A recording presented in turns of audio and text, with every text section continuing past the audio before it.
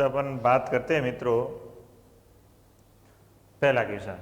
अब देखो जो भी मैं यहाँ क्वेश्चन आपको बता रहा हूँ ये आपके आर्मी एग्जाम के लिए बहुत इंपॉर्टेंट है और एग्जाम के अंदर ये क्वेश्चन पहले पूछे भी गए हैं इसमें से, और कुछ ऐसे क्वेश्चन है जो आने का पूरा चांस है। तो ध्यान से आपको क्वेश्चन के बारे में आपको पढ़ना है। ऑप्शन पहला क्वेश्चन है, पहले क्वेश्चन को पढ़ना है ध्यान से, फिर ऑप्शन को देखना है, चारों ऑप्शन को देखकर फिर उसके बाद में क्या देना है, आपको आंसर देना है। सबसे जो इंपॉर्टेंट बात है वो क्या है, क्वेश्चन को देखना। तो सबसे पहले देखना निम्न में से कौन सा राज्य केंद्र शासित प्रदेश नहीं है, ये पूछ रहा है। निम्न में से कौन सा राज्य है जो केंद्र शासित प्रदेश नहीं है। तो ये चीज आपको मित्रों अच्छे से ध्यान रखनी है, केंद्र शासित प्रदेश नहीं है ये पूछ रहा है। तो इनमें से क्या होगा, तीन तो है ऐसे होंगे जो केंद्र शासित प्रदेश है और एक ऐसा होगा जो केंद्र शासित प्रदेश नहीं है। तो ध्यान से देखना, इसका सही आंसर क्या होगा। Option A Chandigarh, option B Karnataka, option C Delhi, option D Lakshadweep. तो आप बताओ मित्रों निम्न में से कौन सा राज्य केंद्र शासित प्रदेश नहीं। बहुत इजी क्वेश्चन है और परीक्षा के अंदर ये क्वेश्चन आया हुआ है। क्या आया था वो भी बताऊंगा मैं आपको। हाँ, इसका सही आंसर क्या होगा, कर्नाटक। कर्नाटक क्या मित्रों, राज्य है। बाकी चंडीगढ़, दिल्ली और लक्षद्वीप क्या है, राजधानी। अब सॉरी केंद्र शासित प्रदेश। लक्षद्वीप की मित्रों जो राजधानी है और लक्षद्वीप की राजधानी क्या है, कवारती। क्या मित्रों, कवारती। लक्षद्वीप की राजधानी क्या है, कवारती। क्वेश्चन क्या आया था, क्वेश्चन आया था कि लक्षद्वीप क्या है। क्वेश्चन क्या आया था मित्रों, लक्षद्वीप क्या है, लक्षद्वीप क्या है। तो लक्षद्वीप क्या है मित्रों, केंद्र शासित प्रदेश है। ये क्वेश्चन आपके एग्जाम के अंदर आया था।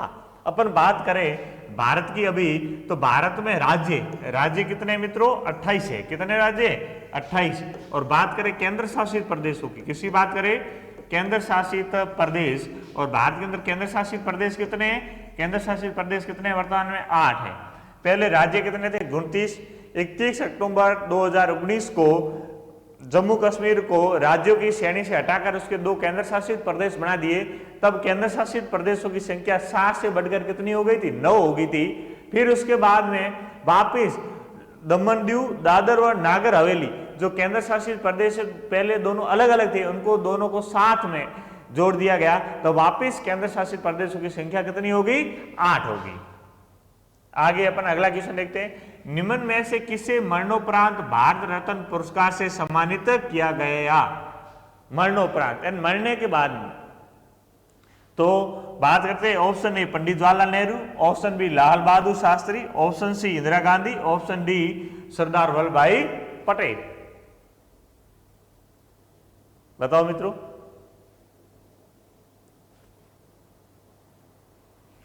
हाँ, तो ऑप्शन ए जवाहरलाल नेहरू नहीं, ऑप्शन बी, तो ऑप्शन बी लाल बहादुर शास्त्री बिल्कुल सही है और सटीक इसका आंसर है। Option C Indira Gandhi, option D Sardar Vallabh Bhai Patel. ठीक है, तो सही आंसर क्या, लाल बहादुर शास्त्री, उसको मरणोपरांत दिया गया था। फिर उसके बाद में अपन बात करें मित्रों इंदिरा गांधी। इंदिरा गांधी तो ध्यान रखना ये प्रथम महिला प्रधानमंत्री थी। कैसी थी, प्रथम महिला प्रधानमंत्री, महिला पीएम कौन थी, इंदिरा गांधी। अब मित्रों लाल बहादुर शास्त्री, जवाहरलाल नेहरू और इंदिरा गांधी ये तीनों प्रधानमंत्री थे। और सरदार वल्लभ भाई पटेल मित्रों ध्यान रखना भारत के प्रथम गृह मंत्री थे। क्या थे, प्रथम गृह मंत्री। और प्रथम गृह मंत्री कौन थे, प्रथम गृह मंत्री थे मित्रों सरदार वल्लभ भाई पटेल थे। अब पंडित जवाहरलाल नेहरू, इंदिरा गांधी और लाल बहादुर शास्त्री, तो 3 पीएम ऐसे थे, 3 पीएम जिनकी पद पर रहते हुए क्या हुई मित्रों, मृत्यु, जिनकी पद पर रहते हुए मृत्यु हुई, पद पर रहते हुए मृत्यु, पद पर रहते हुए मृत्यु हुई। और वो 3 जो पीएम थे वो कौन कौन से थे, एक तो थे आपके नेहरू एंड पंडित जवाहरलाल नेहरू, दूसरे आपके शास्त्री लाल बहादुर शास्त्री, और तीसरे प्रधानमंत्री कौन थी, इंदिरा गांधी। तो 3 ऐसे प्रधानमंत्री थे जिनकी पद पर रहते हुए क्या हुई थी मित्रों, मृत्यु हुई थी। अगला क्वेश्चन देखते हैं। निम्न में से नौसेना अध्यक्ष के पद को क्या कहा जाता है। देखो भारत के अंदर 3 शक्तियां है, एक तो नौसेना, एक वायुसेना और एक थल सेना। अपन बात करें नौसेना, नौ का अर्थ होता है जल, जो जलीय है उसको अपन सेना भी कह सकते हैं। तो जल, थल और वायु 3 होती है। तो इसमें पूछा है जल या नौसेना जो है उसका जो सबसे ऊपर जो पद होता है उसको अध्यक्ष वो कौन है? Option A air chief marshal कहते हैं, option B admiral, option C general, option D इनमें से कोई नहीं, या फिर कह सकते हैं सीडीएस। अभी वर्तमान में नया पद आया है सीडीएस, जो इन तीनों के ऊपर होता है मित्रों, ध्यान रखना। तो इसका सही आंसर क्या होगा बताइए मित्रों?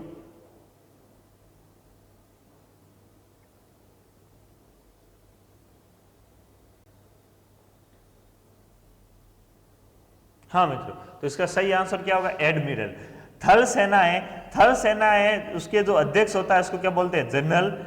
नौसेना का एडमिरल, और एयर चीफ मार्शल बोलते हैं वायु सेना के अध्यक्ष को। किसको बोलते हैं? वायु सेना के अध्यक्ष को क्या बोलते हैं? और इन तीनों के ऊपर होता है उसको क्या बोलते हैं? सीडीएस कहते हैं। भारतीय राष्ट्रीय कैलेंडर निम्न में से किस संवत पर आधारित है? ऑप्शन ए शक संवत, option B Vikram Samvat, option C उपरोक्त दोनों, ऑप्शन डी इनमें से कोई नहीं। बताओ मित्रों।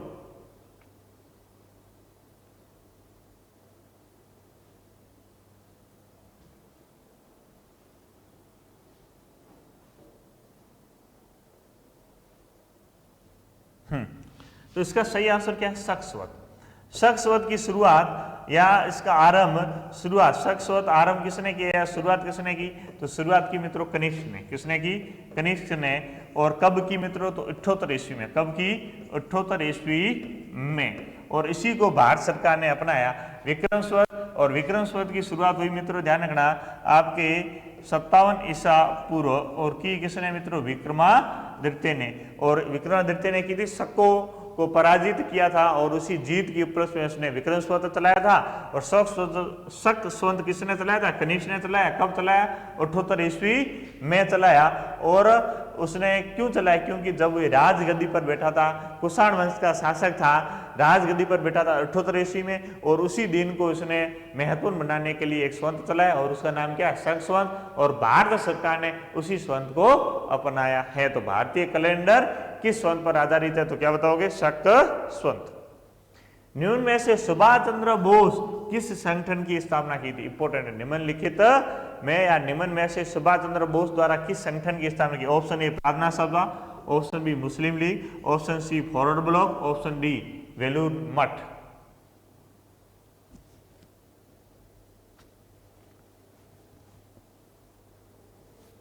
हाँ, तो इसका सही आंसर क्या? Forward block. फॉरवर्ड ब्लॉक की स्थापना कब हुई? 1939 में। प्रार्थना सभा, प्रार्थना सभा की स्थापना किसने की थी? तो केशवानंद की सलाह से, केशवानंद की सलाह से आत्माराम पांडुरंग ने, आत्माराम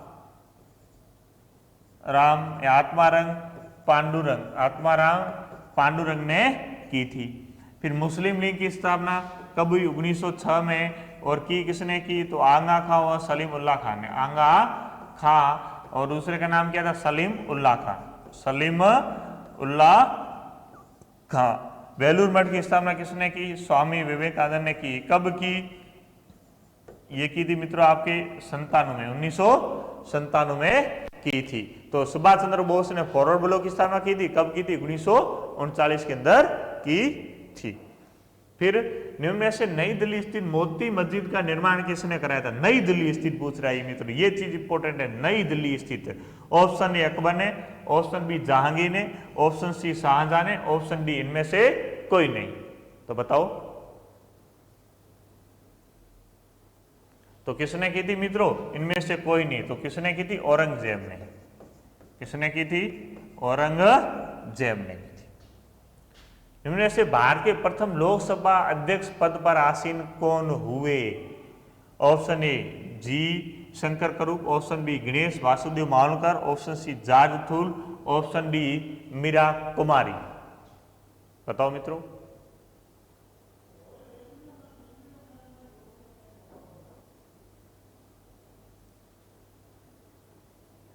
तो इसका सही आंसर क्या होगा? गणेश वासुदेव मावलंकर या जीवी मावलंकर, ये लोकसभा के प्रथम मीरा कुमारी, ध्यान रखना, प्रथम महिला लोकसभा अध्यक्ष, प्रथम महिला लोकसभा अध्यक्ष, और प्रथम महिला जो लोकसभा अध्यक्ष थी वो कौन थी? मीरा कुमारी, प्रथम महिला लोकसभा अध्यक्ष। और अध्यक्ष कौन है?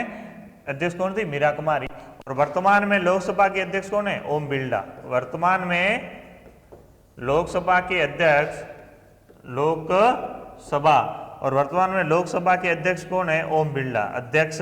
और अध्यक्ष कौन है मित्रों? ओम बिरला। वर्तमान में लोकसभा के अध्यक्ष कौन है मित्रों? ओम बिरला। निम्न में से किस देश की सीमा भारत से नहीं लगती है? ऑप्शन ए रूस, ऑप्शन बी चीन, option C Afghanistan, option D Bhutan.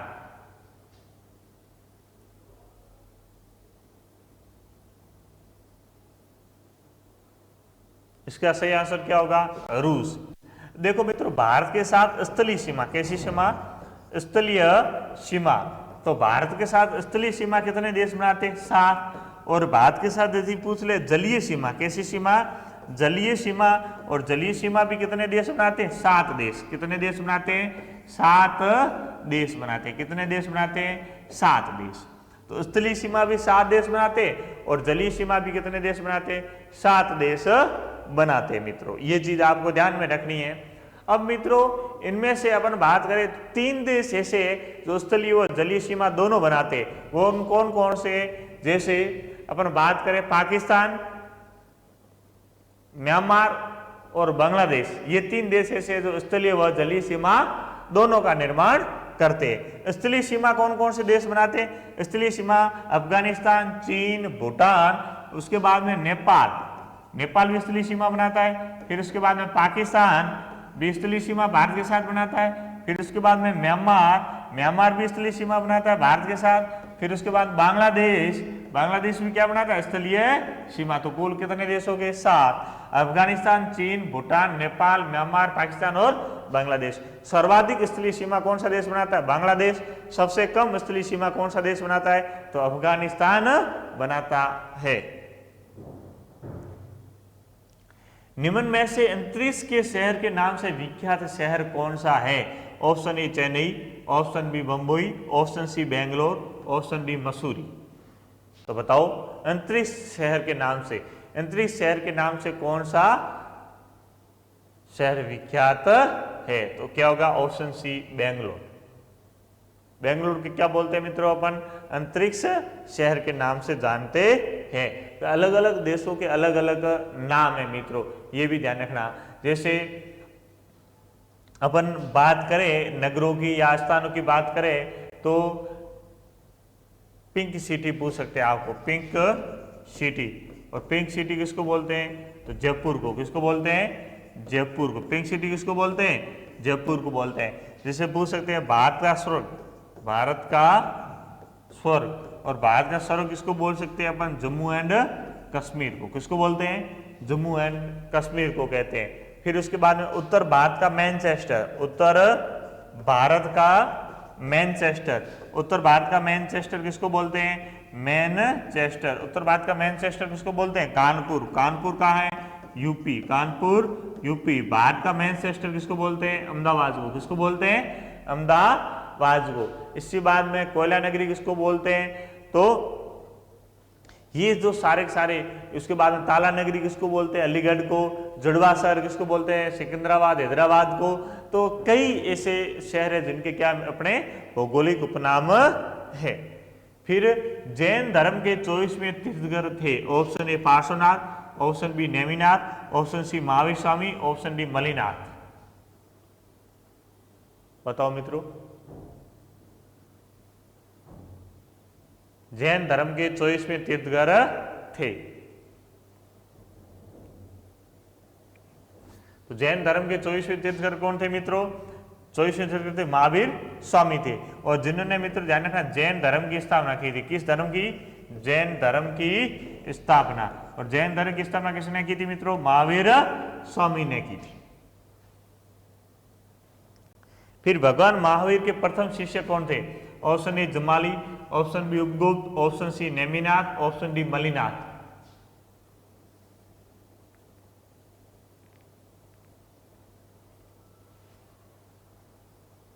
भगवान महावीर के प्रथम शिष्य कौन थे? तो मित्र कौन थे? जमाली। कौन थे? जमाली। फिर कपिलवस्तु के लुम्बिनी नामक स्थान पर निम्न में से किसका जन्म हुआ था? कपिलवस्तु रुवाबिका लुम्बिनी में। Option A Mahavir Swami, option B Neminath, option C Gautam Buddha, option D Malinath. तो कपिलवस्तु के लुम्बिनी में जन्म किसका हुआ था? गौतम बुद्ध का। महावीर स्वामी का जन्म, महावीर स्वामी का जन्म हुआ था मित्रों कुंडग्राम वैशाली में। कहा हुआ था? कुंडग्राम वैशाली में। महावीर स्वामी का जन्म कहाँ हुआ था मित्रों? कुंडग्राम वैशाली के अंदर हुआ था। और गौतम बुद्ध का जन्म कहाँ हुआ था? कपिलवस्तु लुम्बिनी में हुआ था। फिर भगवान बुद्ध की मृत्यु कहाँ हुई? Option A Kushinara, option B Lumbini, option C Pataliputra, option D Ujjain. बताओ मित्रों।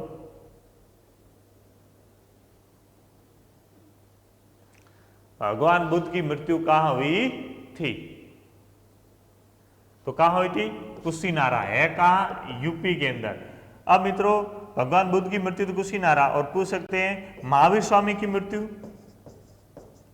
महावीर स्वामी, और महावीर स्वामी की मित्रों ध्यान रखना मृत्यु हुई थी आपके पावापुरी बिहार में। कहाँ हुई थी? पावापुरी। और पावापुरी कहाँ है? बिहार में। पावापुरी कहाँ है मित्रों? बिहार में हुई थी। फिर महावीर स्वामी का जन्म कहाँ हुआ था? Option A Pawapuri, option B Kapilavastu, option C Kundagram, option D Pataliputra. बताओ।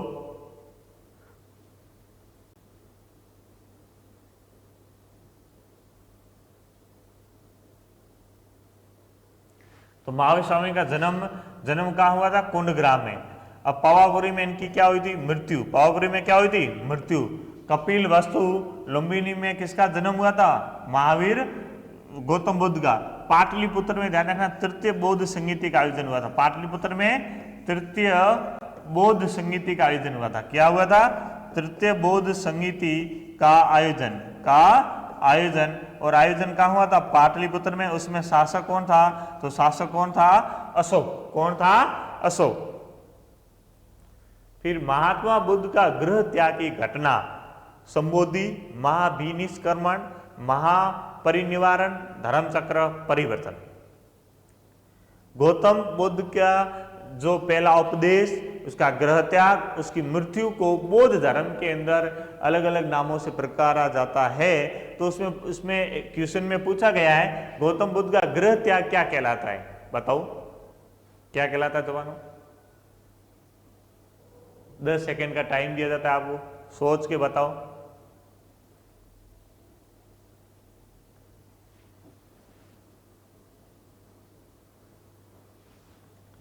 तो महात्मा बुद्ध का गृह त्याग क्या बोला जाता है? महाभिनिष्क्रमण। फिर उसके बाद में महापरिनिवारण। तो महात्मा बुद्ध की मृत्यु, महात्मा बुद्ध की मृत्यु, और महात्मा बुद्ध की मृत्यु को हम मृत्यु को क्या कहते हैं? मृत्यु को बोलते हैं महापरिनिवारण। धर्मचक्र परिवर्तन। तो इनका जो प्रथम उपदेश था, प्रथम उपदेश उन्होंने जो प्रथम भाषण दिया उसको क्या बोलते हैं?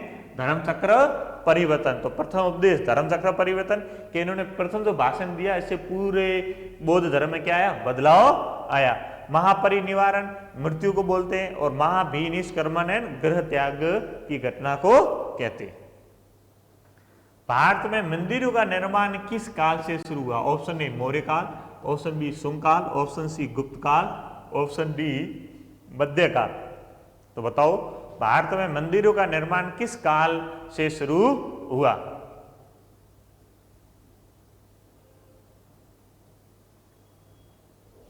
तो सही ऑप्शन कौन सा? सी कौन सा? गुप्त काल। बुद्ध ने अपना प्रथम उपदेश कहाँ दिया? Option A Sarnath, option B Sanchi, option C Kashi, option D Ujjain.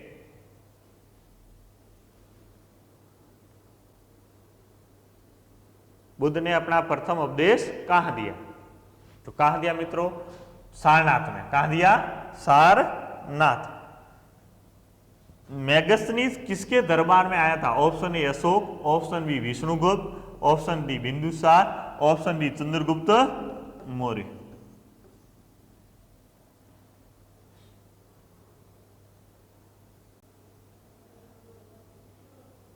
Megasthenes किसके दरबार में भारत आया था?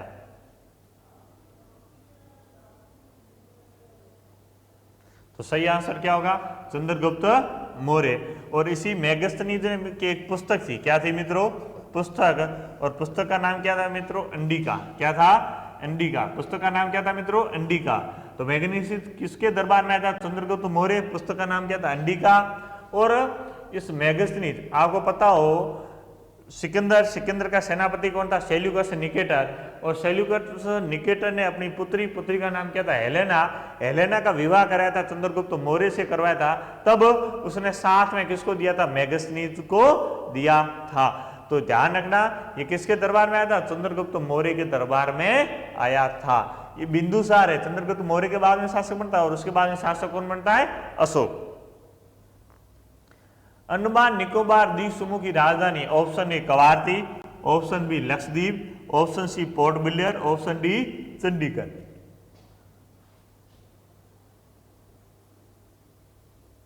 बताओ मित्रों, अंडमान निकोबार द्वीप समूह की राजधानी तो कौन सी मित्रों? Port Blair. अब अंडमान निकोबार द्वीपें भारत का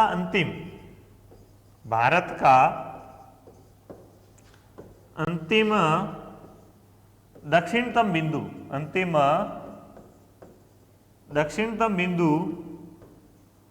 कौन सा है? इंदिरा पॉइंट।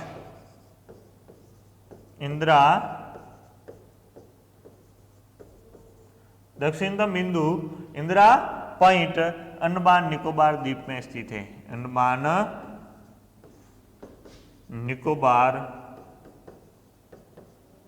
द्वीप में स्थित है। ये 6 डिग्री 4 मिनट उत्तरी अक्षांश पर स्थित है इंदिरा पॉइंट। और अंडमान निकोबार में भी ग्रेट निकोबार के अंदर स्थित है। कौन सा? आपके इंदिरा पॉइंट, जो भारत का दक्षिणतम क्या है? बिंदु है। अंडमान निकोबार की राजधानी क्या है? Port Blair. विक्रमादित्य के काल में आने वाला चीनी यात्री? ऑप्शन ए फायान, ऑप्शन बी वेनसांग, ऑप्शन डी इत्सिंग, ऑप्शन डी मेगस्थनीज। बताओ मित्रों इसका आंसर। विक्रमादित्य के काल में आने वाला चीनी यात्री कौन था? कौन था मित्रों? तो इसका सही आंसर है फायान। विक्रमादित्य, या इसको अपन कह सकते हैं चंद्रगुप्त द्वितीय। और उसके बाद में फायान कौन था? चीनी यात्री था। कौन सा यात्री था? चीनी यात्री। और चीनी यात्री फायान किसके दरबार में आया था? विक्रमादित्य या चंद्रगुप्त द्वितीय के दरबार में आया था। अब चंद्रगुप्त द्वितीय के दरबार में ही मित्र ध्यान रखना कालिदास रहता था। कौन रहता था? कालिदास। और इसी के समकालीन कालिदास ने मित्र ध्यान रखना अभिज्ञान शाकुंतलम नाटक लिखा था। अभिज्ञान शाकुंतलम। और अभिज्ञान शाकुंतलम किसका ग्रंथ है? कालिदास का। और कब लिखा था? तो चंद्रगुप्त द्वितीय के समकालीन लिखा था मित्रों। ये भी ध्यान रखना। मेगनीसीज आया था मित्रों चंद्रगुप्त मौर्य के दरबार में। किसमें आया? चंद्रगुप्त। हेनसांग किसके दरबार में आया? हर्षवर्धन के। किसके दरबार में आया? हर्षवर्धन के दरबार में आया था मित्रों। ये चीज आपको ध्यान में रखनी। फिर सुदर्शन झील गिरनार कहां स्थित है? Option A Rajasthan, option B Udaipur, option C Gujarat, option D Bihar. ये क्वेश्चन परीक्षा के अंदर आपके पूछा हुआ है।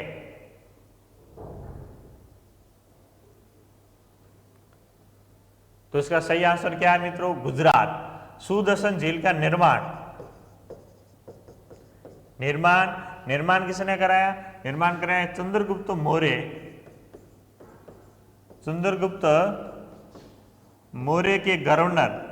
और चंद्रगुप्त मौर्य के गवर्नर का नाम क्या था? पुष्यगुप्त वैश्य गुप्त वेश्य ने, किसने कराया? पुष्यगुप्त वेश्य ने करवाया। कहाँ करवाया? गुजरात में। और कराया किसने? पुष्यगुप्त। किसका गवर्नर था? चंद्रगुप्त मौर्य का गवर्नर था। फिर नालंदा विश्वविद्यालय की स्थापना की। ऑप्शन ए चंद्रगुप्त ने, ऑप्शन बी श्रीगुप्त ने, ऑप्शन सी समुद्रगुप्त ने, ऑप्शन डी कुमार गुप्त ने। बताओ मित्रों, नालंदा विश्वविद्यालय की स्थापना किसने की?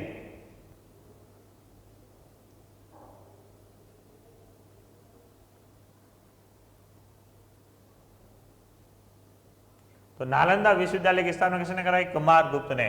कुमार गुप्त का कहीं कहीं नाम क्या मिलता है मित्रों? गोविंद गुप्त। क्या मिलता है? गोविंद गुप्त मिलता है। ठीक है मित्रों।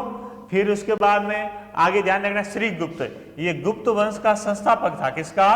गुप्त वंश का संस्थापक। और गुप्त वंश का जो संस्थापक था वो कौन था मित्रों? श्री गुप्त था।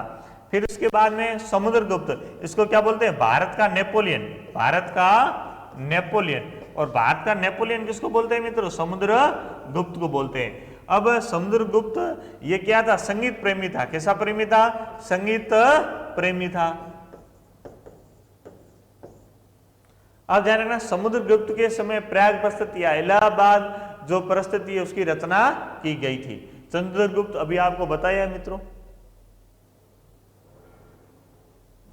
फिर अगला, गुप्त वंश का अंतिम शासक कौन था? Option A Chandragupta, option B Srigupta, option C Vishnugupta, option D Kumaragupta. तो बताओ जवानों, गुप्त वंश का अंतिम शासक कौन था?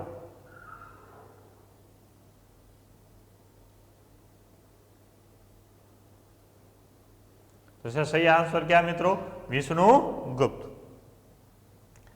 ह्वेनसांग किसके शासनकाल में भारत आया था? Option A Harshavardhan, option B Pushyabhuti, option C Rajyavardhan, option D Bhim किडफिशिस।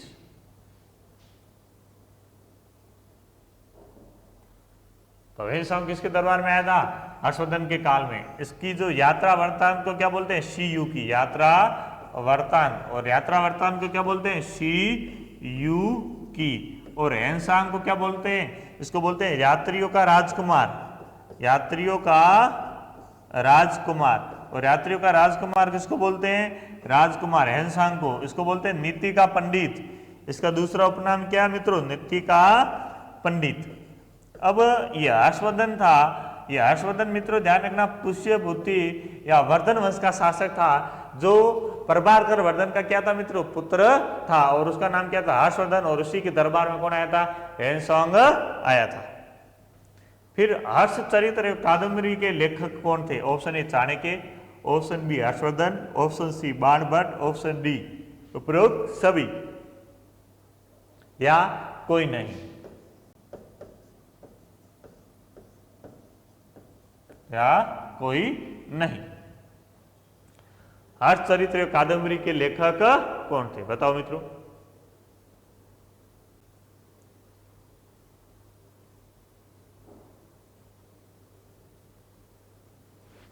लेखक कौन थे? बाणभट्ट। और बाणभट्ट मित्रों ध्यान रखना हर्षवर्धन का दरबारी कवि था। किसका था?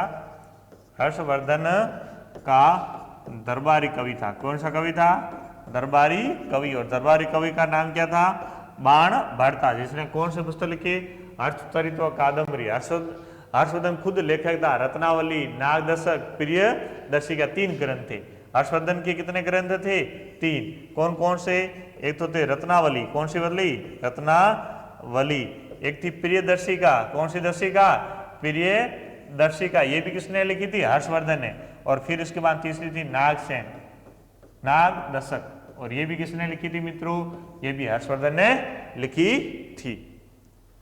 फिर त्रिपक्षीय संघर्ष किन के बीच हुआ था? लगभग 8वीं शताब्दी के आसपास हुआ था। Option A Pratihara, option B Pala, option C Rajput, option D उपरोक्त सभी। त्रिपक्षीय संघर्ष तो ये किसके बीच में हुआ था? ये तीनों के बीच में हुआ था। चोल साम्राज्य की स्थापना किसने की? Option A Dantidurga, option B विद्यालय, ऑप्शन डी राजेंद्र प्रथम, ऑप्शन डी राजराज प्रथम।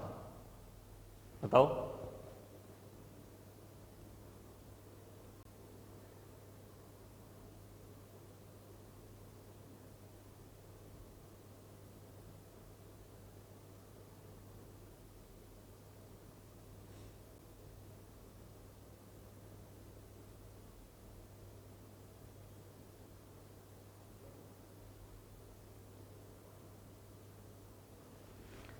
तो चोल साम्राज्य की स्थापना किसने की थी मित्रों? विद्यालय ने। किसने की थी? विद्यालय। अब भारत के अंदर मित्रों ध्यान रखना, स्थानीय स्वशासन, स्थानीय स्वशासन की शुरुआत, स्थानीय स्वशासन की शुरुआत किसने की थी? तो चोल शासकों ने की थी। महाभारत किसने लिखी थी? Option A Ved Vyas, option B Valmiki, option C Surdas, option D Tulsidas.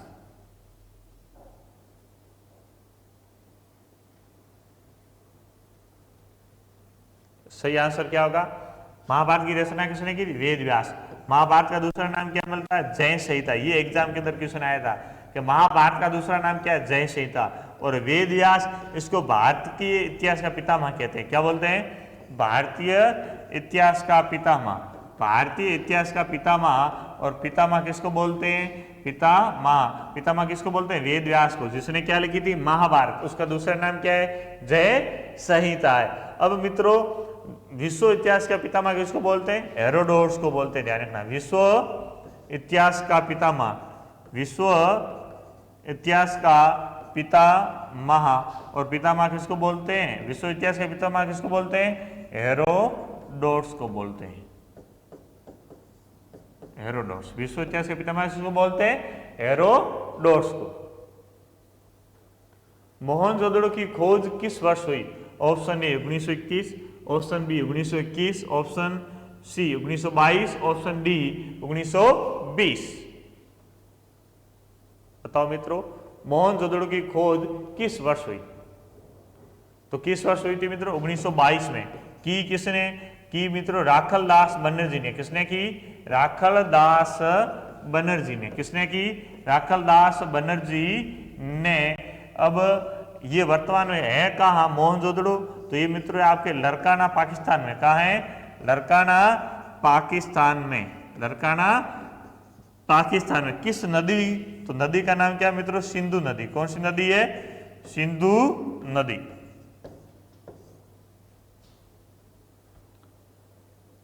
फिर सिंधु सभ्यता थी। ऑप्शन ए पितृ शताब्दक, ऑप्शन बी मातृ प्रधान, ऑप्शन सी पुरोहित प्रधान, ऑप्शन डी कोई नहीं। तो क्या थी मित्रों? सिंधु सभ्यता मातृ प्रधान थी। भारतीय संविधान में मूल अधिकारों की संख्या कितनी है? Option A 2, option B 6, option C 5, option D 8। तो मूल अधिकारों की संख्या कितनी है? 6 है। अब ध्यान रखना, पहले मूल अधिकार संख्या कितनी थी? 7। फिर इसके बाद में एक मूल अधिकार को 44वां संविधान संशोधन 1978 के तहत संपत्ति के अधिकार को मूल अधिकारों की श्रेणी से हटाकर कानूनी अधिकार अनुच्छेद 300 के अंदर रखा गया। तो वर्तमान में मूल अधिकारों की संख्या कितनी है? 6। कितनी है? 6। और मूल अधिकार कहां से लिए गए? तो अमेरिका से लिए गए। कहां से लिए गए मित्रों? अमेरिका से लिए गए। मूल अधिकार कहां से लिए गए? अमेरिका से लिए गए। मूल अधिकारों की संख्या कितनी है? 6। मूल अधिकार, इनका जो भाग जो 3 है, इसका नाम क्या? मूल अधिकार। अनुच्छेद पूछ ले तो अनुच्छेद क्या बताओगे मित्रों? 12 से 36, 12 से 35। अनुच्छेद 12 से 35 तक किसका वर्णन मिलता है मित्रों? मूल अधिकारों का वर्णन मिलता है 12 से। फिर संपत्ति का अधिकार है मौलिक अधिकार, मौलिक कर्तव्य, कानूनी अधिकार या इनमें से कोई नहीं। तो बताओ संपत्ति का अधिकार क्या है? तो क्या है मित्रों? ये कानूनी अधिकार है। भारतीय संसद के अंग कितने? Option A Lok Sabha, option B Rajya Sabha, option C राष्ट्रपति, ऑप्शन डी उपयुक्त सभी। तो भारतीय संसद के अंग कितने? सभी। अब पूछ ले संसद के भाग, तो संसद के भाग कितने मित्रों? 2 है। कौन कौन से? एक तो लोकसभा और दूसरी कौन सी है? राज्यसभा। लोकसभा और दूसरी कौन सी मित्रों? राज्यसभा। तो भाग तो मित्रों 2 है, लेकिन अंग पूछ ले तो अंग कितने बताओगे? 3। कौन कौन से 3 है? लोकसभा, राज्यसभा और राष्ट्रपति। भारत की प्रथम महिला राष्ट्रपति कौन सी? Option A Pratibha Patil, option B Meera Kumari, option C Sheila Dikshit, option D Sumitra Mahajan. तो भारत की प्रथम महिला राष्ट्रपति कौन थी? प्रतिभा देवी सिंह पाटिल। भारत के प्रथम उपराष्ट्रपति option A Zakir Hussain, option D Radhakrishnan, option C Rajagopalachari, option D V V Giri. तो कौन थे? डॉक्टर राधाकृष्णन। ये जाकिर हुसैन ध्यान रखना प्रथम मुस्लिम राष्ट्रपति थे, प्रथम मुस्लिम राष्ट्रपति। प्रथम मुस्लिम राष्ट्रपति कौन थे? जाकिर हुसैन। राजगोपालाचार्य मित्रों भारतीय प्रथम अंतिम गवर्नर जनरल थे। वीवी गिरी भी राष्ट्रपति थे। राज्यसभा का पदेन सभापति कौन होता है? ऑप्शन ए राज्यसभा सचिव, ऑप्शन बी प्रधानमंत्री, ऑप्शन डी उपराष्ट्रपति, ऑप्शन डी गृह मंत्री। बताओ राज्यसभा का पदेन सभापति कौन होता है? तो कौन होता है मित्रों? उपराष्ट्रपति होता है। उपराष्ट्रपति का कार्यकाल कितना होता है मित्रों? 5 वर्ष। उपराष्ट्रपति को मित्रों शपथ कौन दिलाता है? राष्ट्रपति। ठीक है मित्रों, वेतन इसका कितना होता है? 4 लाख मासिक।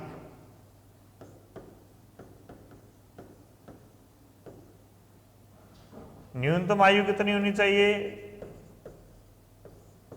35 वर्ष।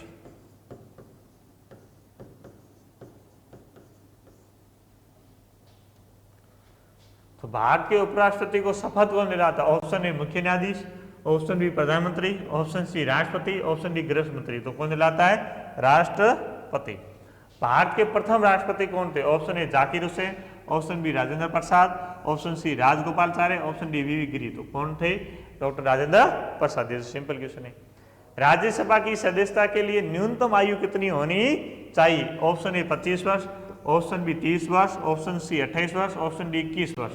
तो कितनी चाहिए? 30 वर्ष। लेकिन लोकसभा की सदस्यता के लिए 25 वर्ष है। लोकसभा की सदस्यता के लिए न्यूनतम आयु कितनी होनी चाहिए? 25 वर्ष। और मताधिकार की आयु है वो कितनी है मित्रों? 21 वर्ष मताधिकार। और मताधिकार की आयु कितनी है? 21 वर्ष।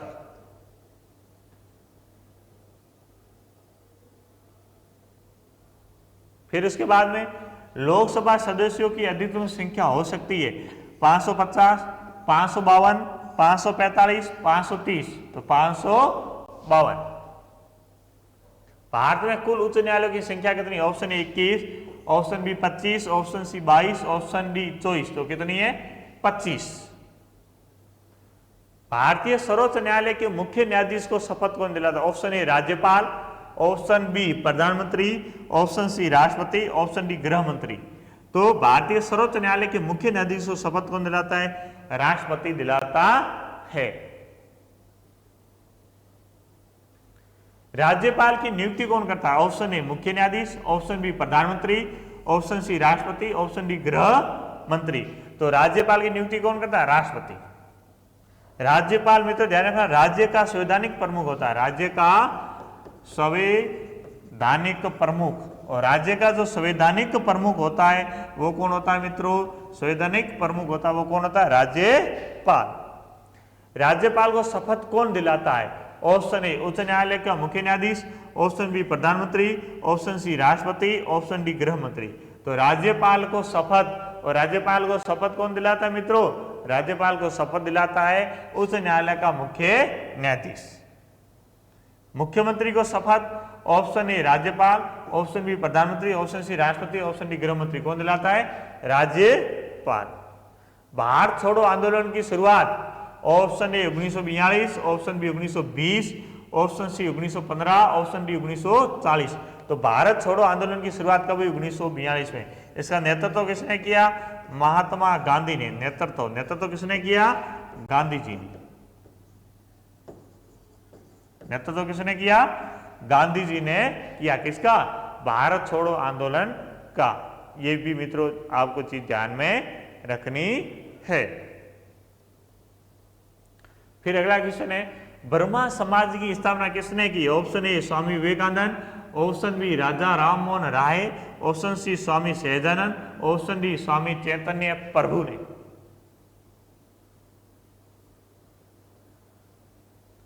तो ब्रह्मा समाज की स्थापना किसने की? राजा राम मोहन राय ने। कब की? 1828 में। कब की? 1828 में राजा राम मोहन राय ने ब्रह्मा समाज की स्थापना की थी। स्वामी विवेकानंद ने किसकी स्थापना की थी? रामकृष्ण परमहंस। रामकृष्ण परमहंस या रामकृष्ण जो परमहंस संस्था थी उसकी स्थापना किसने की थी? स्वामी विवेकानंद ने की थी। जलियांवाला बाग हत्याकांड कब हुआ? ऑप्शन ए 12 अप्रैल 1920, ऑप्शन बी 12 अप्रैल 1919, ऑप्शन सी 13 अप्रैल 1919, ऑप्शन डी 13 अप्रैल 1920। तो कब हुआ मित्रों?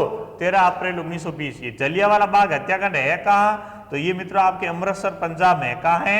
अमृतसर। और अमृतसर कहाँ है मित्रों? पंजाब के अंदर। अमृतसर कहाँ है मित्रों? पंजाब के अंदर है।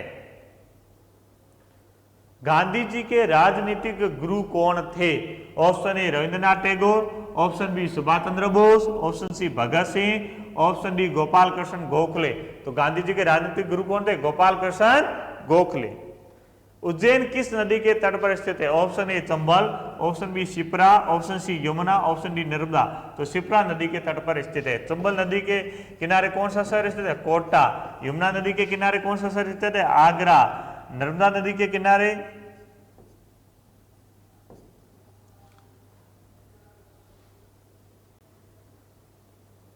श्रीरंगपट्टनम, वो नर्मदा, सॉरी।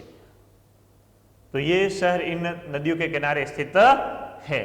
तो ये आज की क्विज यहां पर खत्म होते हैं। कल अपन नेक्स्ट क्विज के बारे में देखेंगे।